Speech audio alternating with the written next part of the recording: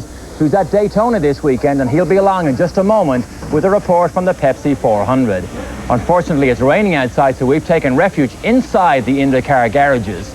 We hope you're having a safe and enjoyable holiday weekend and that you'll stay with us for the next half hour to catch up on all the news from the world of motorsports. The 4th of July weekend got off to a roaring start earlier today at Daytona International Speedway with the running of the Pepsi 400 Winston Cup race. Let's go down there now, and here's Bob Jenkins. Well, Derek, I certainly hope the weather improves there by tomorrow. We had an absolutely beautiful day here. It was a little hot and humid as it normally is in Florida at this time of year, but there was also some red-hot racing. And the excitement of this 4th of July holiday began early this morning when Air Force One touched down over at Daytona International Airport, carrying, of course, President George Bush. He was the Grand Marshal of the Pepsi 400, and he addressed the crowd and saluted King Richard Petty, who was in his final race at Daytona International Speedway. On the 4th of July, this president comes not only to greet the American people and the fans here, but this president comes to greet a king, Richard Petty, one of the great Americans. Richard, I'm proud to be at your side. It was in 1984 on July 4th, when President Ronald Reagan was in attendance, that Petty won his most recent NASCAR Winston Cup event, his 200th career victory. Well, he started from outside row number 1 today alongside pole sitter Sterling Marlin. And when they dropped the green flag, Richard took off into the lead. And he maintained the advantage for 5 laps, much to the delight of the race fans gathered. Defending Winston Cup champion Dale Earnhardt was first out, experiencing engine problems after only 7 laps. He finished in 40th position. Ernie Irvan took command on lap number 33, and aside from the pit stops, he led most of the race. There were only 2 cautions, one crash that occurred when Morgan Shepherd lost control coming out of turn number 2. The incident involved several cars, including Bobby Hamilton, Alan Kowicki, and Dick Trickle. There was a lot of damaged race cars, but no driver injuries. Irvin held off Sterling Marlin to record his second victory of 1992 at an average speed of just over 170 miles an hour, just off the track record. I kept telling everybody it was going to be a handling race, and the guy that could hold it wide open all day was going to be the guy that win, and I never thought anybody could hold it wide open all day, but Tony set this car up. We didn't run the last practice, and they threw the green, and it was wide open from then on. Finishing in 3rd position was Dale Jarrett, followed by Jeff Bodine and Bill Elliott. Winston Cup points leader Davey Allison was 10th, and the points lead he has now over Bill Elliott is down to 46. That was the story today here at Daytona International Speedway. Again, Ernie Irvan winning the Pepsi 400. Back to you, Derek, in Loudon. Thanks, Bob. But it is sad to see that Richard Petty has raced for the last time at Daytona. Well, it's that time of year again, and you can vote for your favorite Winston Cup driver, be it Richard Petty or whoever, because the McDonald's All-Star Race Team is being voted for. To cast your vote, dial 1-900-884-1993. Speedweek is brought to you by Quaker State. The Big Q is one tough motor oil. And by smooth Busch beer and easy drinking Busch Light.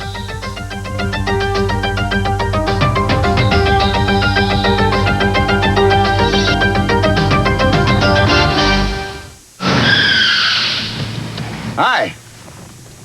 You know why Quaker State asked me to be their spokesman? Because I'm tough. Quaker State is tough. Tough on wear and tough on sludge. If you use Quaker State in your new car's engine, they'll guarantee it for 250,000 miles or 10 years. In writing, Quaker State is one tough motor oil. So naturally, they ask me because I'm tough. You don't think it's because they think I'm oily? You've seen it before. The ones who run with the herd, and the one who always seems to run alone.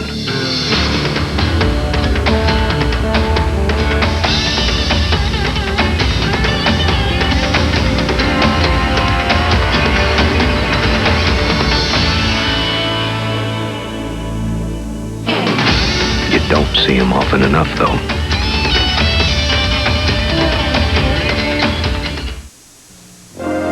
At GMC Truck, our only business is trucks, and has been for over 80 years. A dedication to truck strengths and values to keep in mind. Because when you need to haul something, tow something, carry precious cargo, find new trails, or simply ride high and proud, There's nothing quite as strong as a truck. GMC Truck, the strength of experience.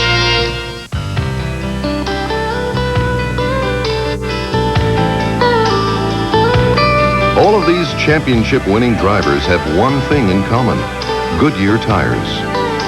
The championship-winning technology that's found in the Eagle and Wrangler tires that Goodyear races can also be found in the Eagle and Wrangler tires that Goodyear sells.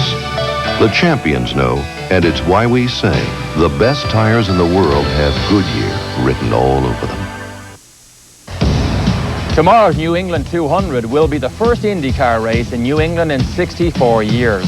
On this date in 1928, Ray Keech won a 185-mile event on Rockingham Speedway, a 1.25-mile board racing track in Salem, New Hampshire. Welcome back to Speedweek. I'm Derek Daly. It's raining outside, so we are inside the garages in Loudon, New Hampshire. Well, I always believe that the good old days are now, but one thing I do regret is I might have liked to have seen the old board racing tracks, but I'm not sure I would have liked to race on them. Well, Michael Andretti last year appeared to be out of the PPG points race early in the season, but a win at Milwaukee turned his season around. Well, the same thing might be happening this year. At the start of last Sunday's Miller Genuine Draft 200 at the Milwaukee Mile, Michael blasted from his 5th starting position, and by the time he finished the first lap, he was leading. And he continued to do so for all but 27 laps. He recorded his second and Ford's second straight win. It moved him to 4th in the point standings behind Bobby Rahal, who finished 2nd, Emerson Fittipaldi, who finished 4th, and Al Unser Jr., who was 7th. Well, qualifying for tomorrow's 200-mile race was in fact rained out today. So with more on what will happen with the lineup on Sunday, here's Paul Page. Well, thanks, Derek, and happy 4th of July. The teams, the drivers, the crews, the spectators, everyone loves this racing facility, and I think it's going to provide some great racing. Now, why is Loudon here? Who's responsible for doing all this good work? Gary Gerald now has a very special guest. Well, Paul, down here in the garage area, Gary Bahre is the president of New Hampshire International Speedway, and I know that the rain has thrown you a bit of a curve, but there's such great optimism with this beautiful facility. You're expecting a huge crowd and better weather for tomorrow's race. Well, you're absolutely right, Gary. Today was somewhat of a disappointment, but tomorrow we do anticipate a crowd in the neighborhood or in excess of 50,000 people. The weatherman's forecasted a better day tomorrow, and all things being equal, I think it's going to be terrific. Well, you're doing a terrific job for a first-time event. We congratulate you, and we're looking forward to this race tomorrow. Thanks for joining us. Thank you very much, Gary. Let's go back upstairs to Paul Page. Well, and we're all looking forward to many more races at this magnificent facility. Now, the other thing they're talking about in the garage area, Derek Daly, is this situation that has been announced in the past few days on potential rule changes for IndyCars for the future, a combined effort of the Indianapolis Motor Speedway, United States Auto Club, and CART. And for an update on that, let's go to Jan Beekes. Paul, the proposed changes are mostly in the footbox area to protect a driver in the case of a frontal impact. From this bulkhead, now the whole nose of the car will be 5 inches longer. There's another bulkhead 12 inches ahead of that, which now in the case of a Lola is in the nose. No longer can that be the case, because in some accidents this season, the nose was actually torn from the car. It must now be part of the chassis. They are also going to institute a change in the rear bulkhead, which leaves a little more room for the driver's knees, so in the event of a crash, can actually pull his legs back. All in the interest of protecting the driver's lower extremities in the case of a big frontal impact. I think we need to emphasize this was not a last-minute emergency response to the things that happened at the Indy 500. They've been working on this driver safety program for some time, and it's a combined effort of engineers, the designers on the cars, the rules makers, and everyone. They all seem very happy with the package. Now, we'll have more information on the rules change and, of course, live coverage of the New England 200. That's coming up on ESPN Sunday at 12:30 Eastern.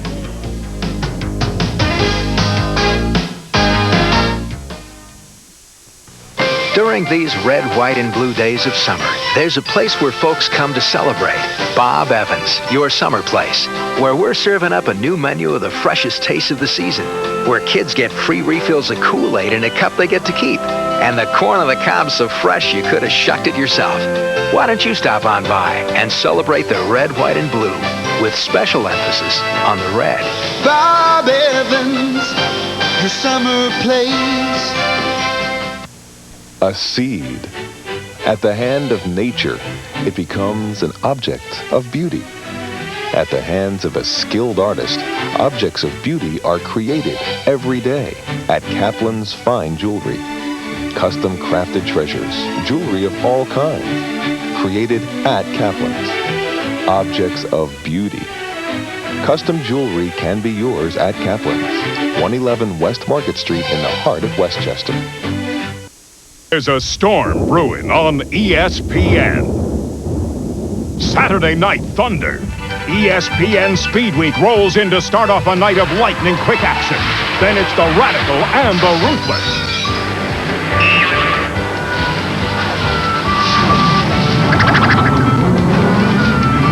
And the rumble-tumble excitement of live USAC midgets and sprints. Saturday Night Thunder strikes again on ESPN. Speedweek's travel arranged through Continental, taking off this summer to Mexico. No better beaches, no better time. Continental to Acapulco. One airline can make a difference. Welcome back to New Hampshire International Speedway, where it is raining outside, so we've taken refuge inside the garages. Now, earlier this week, I had a chance to sit down and talk with four-time Indy 500 winner and three-time national champion, Rick Mears. Rick, it's always nice to see a facility like this added to the IndyCar schedule. What's your initial impression of this facility here? Very good. And, I think it's, as I've heard said in the past, even before I got here, a state-of-the-art racetrack. And I think they've really done a tremendous job building the facility itself. I always think that you have a special feel or ability for oval track racing, so I'm sure you'll like it here. But are you conscious when you go to an oval track, particularly even a super speedway, that you have an advantage over other people when you come to a place like this? Not really. I mean, I don't really think about it in those terms. To me, it still boils down to, if we get the car hooked up, that's what we need to do. We need to work on getting the car right. That's what gives you an advantage. And that's really, other than I realize that it fits probably my natural driving style more so than some of the other circuits. But it still just boils down to getting the car right. Take the Penske organization. They probably have as much or more resources than any other team here. I mean, I always look at them like Ferrari in Formula One. However, they struggle over there. Now, at this stage of the season, do you think you can mount a realistic challenge to win the championship over a Ray Hall who's on a roll, and particularly a Michael Andretti? I think so. Yeah, definitely. I mean, I've seen the complexion of these things change very quick, and it can always happen. So there's still quite a few races left, a lot of points left to be won, and just a matter of the cards kind of falling your direction for a change. And that's what we want to do. We'd like to get the momentum started here if we can, get the ball rolling, so to speak, and go on from there. When you come here, do you look at your competition, or do you look at just yourself, how you're going to do, or do you look at what Ray Hall does or Michael Andretti does?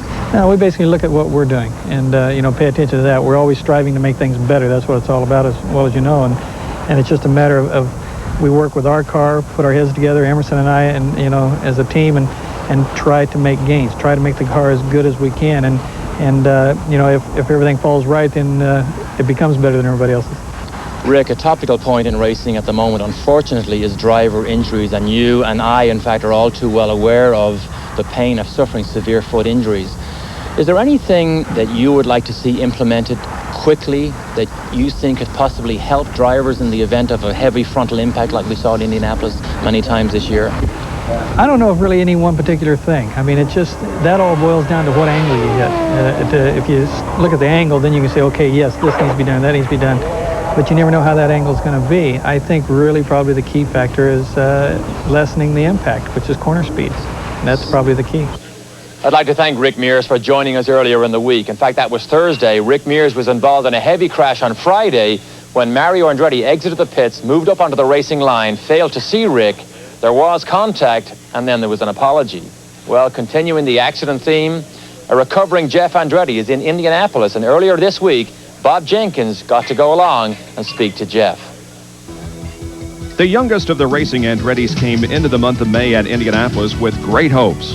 He had secured a ride with four-time winner A.J. Foyt and was confident of improving upon his 15th place finish in 1991 that earned him Rookie of the Year honors.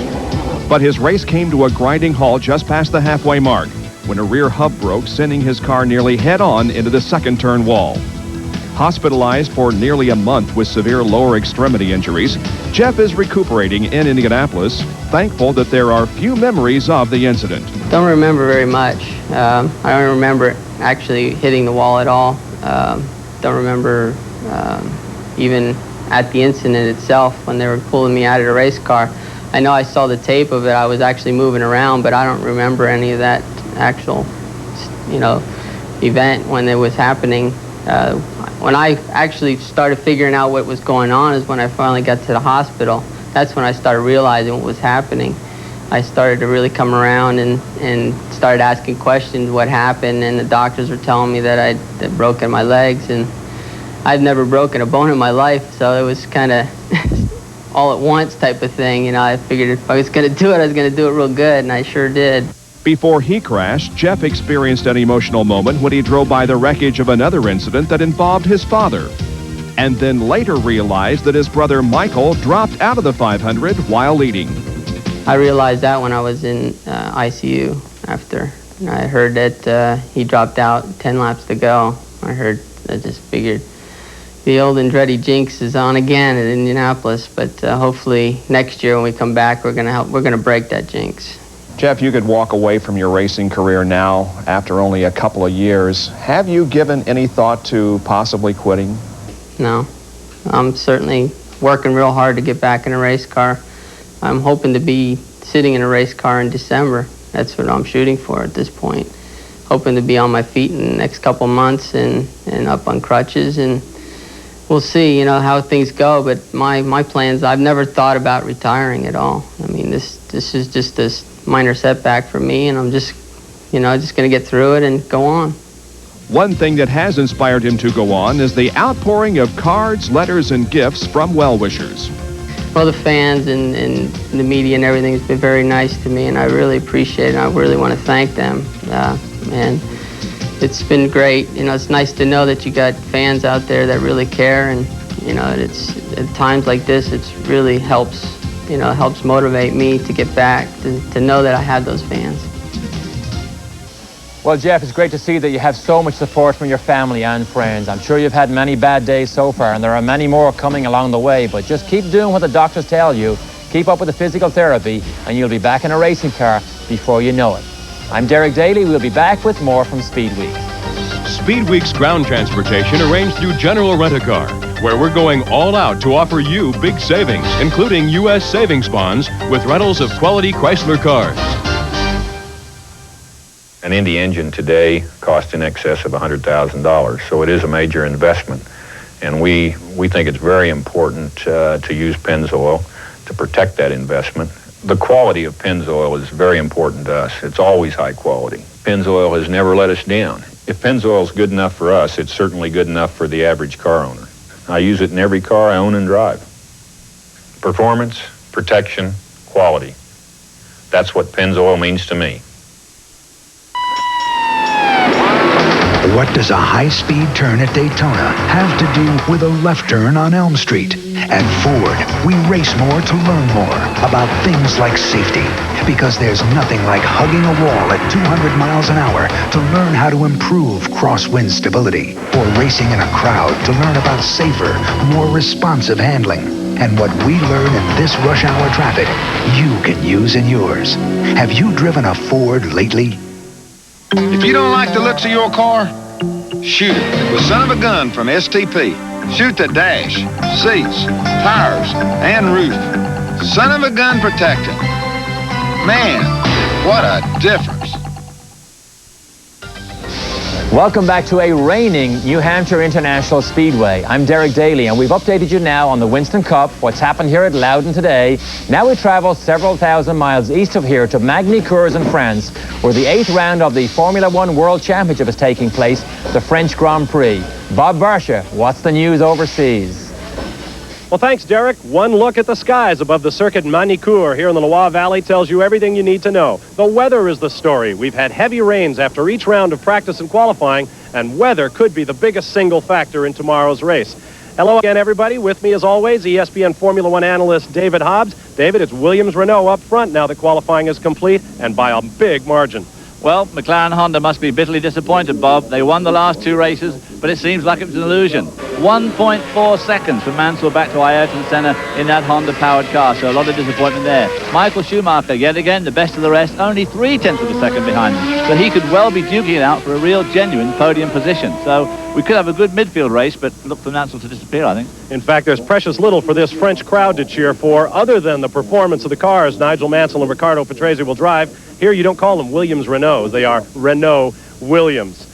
David, everybody is talking about new rules, and they could start as early as next week in Britain. That's right, Bob. From Silverstone on, we could see pace cars in Formula One. Can you believe that? Pace car in Formula One. But next year, a whole raft of rule changes. Less downforce, a consensus in the fuel companies they hope for, which will take away power. But most of all, they're going to take away tire from these Grand Prix cars. That's right. They want to narrow the rear tires by 3 inches. So we spoke with Lee Gogg, manager of international racing for Goodyear, to get his opinion. I mean, we don't want people to give us a hard time and tell us how bad our tires are when we cannot fix the problem within the rules imposed on us. That's our, in other words, we're suggesting a compromise between the 18 and 15, and if and what that figure is going to be, I don't know yet. Well, we'll be hearing more about this controversy as the season wears on, beginning tomorrow with our live coverage of the French Grand Prix coming your way at 7:50 a.m. Eastern Time.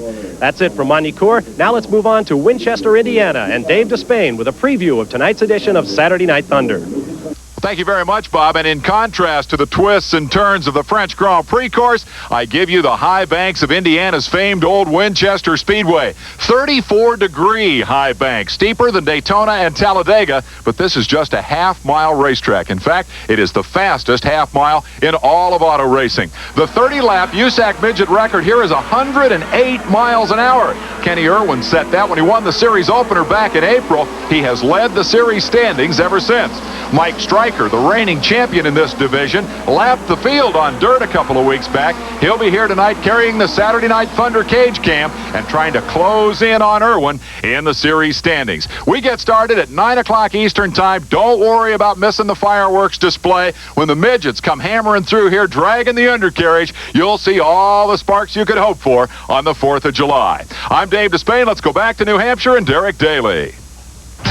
Thanks, fellas. You've heard reports from this weekend's major racing venues. Now we'll show you when you can see the racing in our Air Force Reserves air times.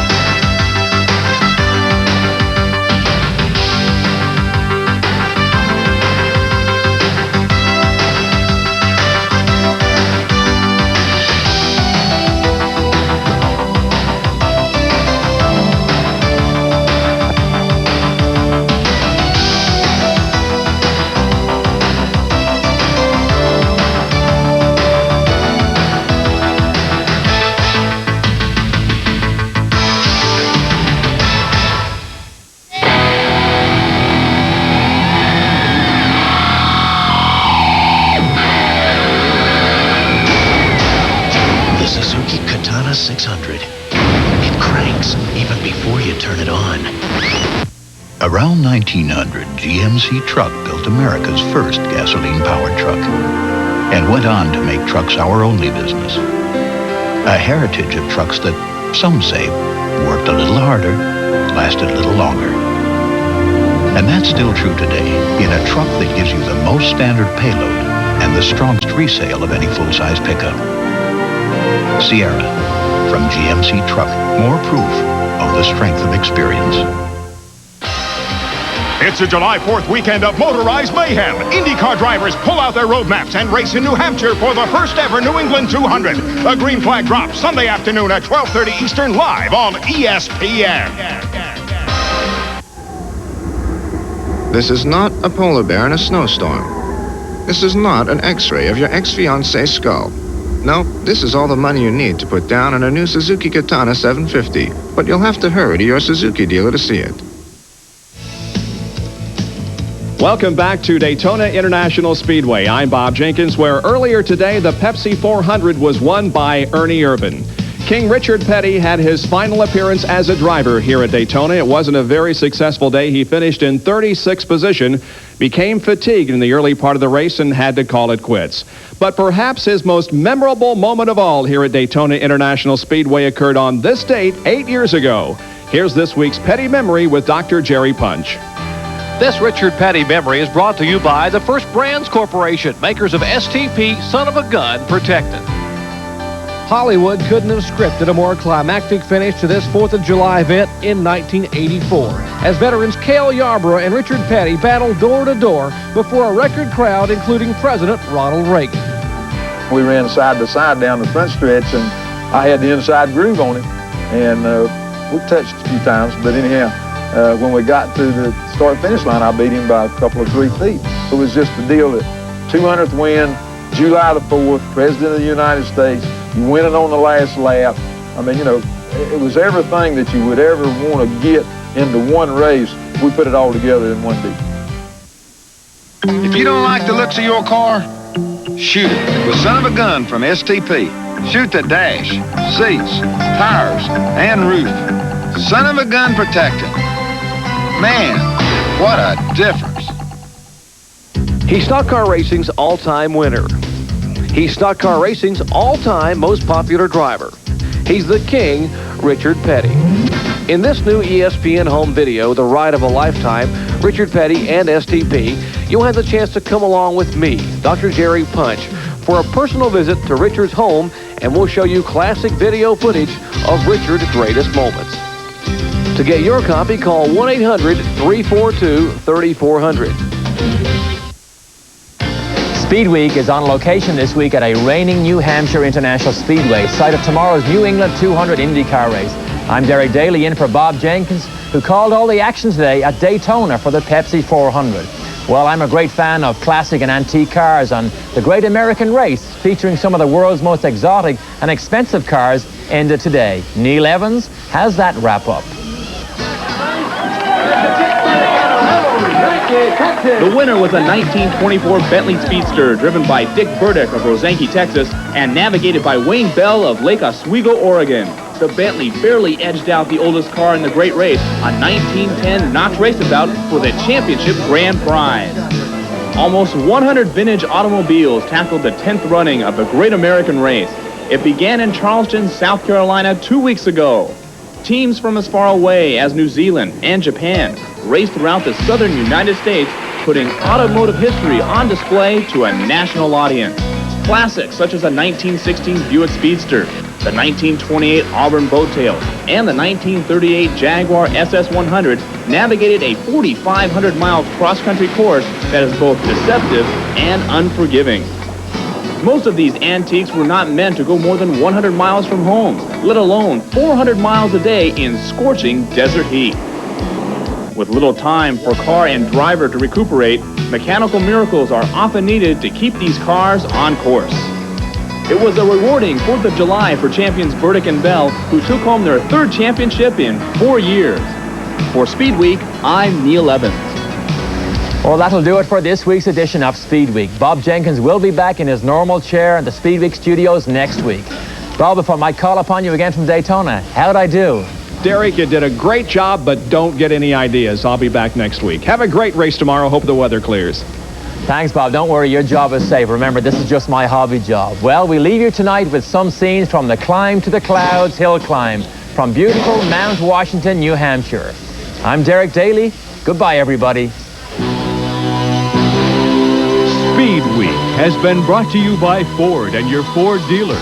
Have you driven a Ford lately? And by Suzuki. Your Suzuki dealer has the ride you've been waiting for and the financing to get it.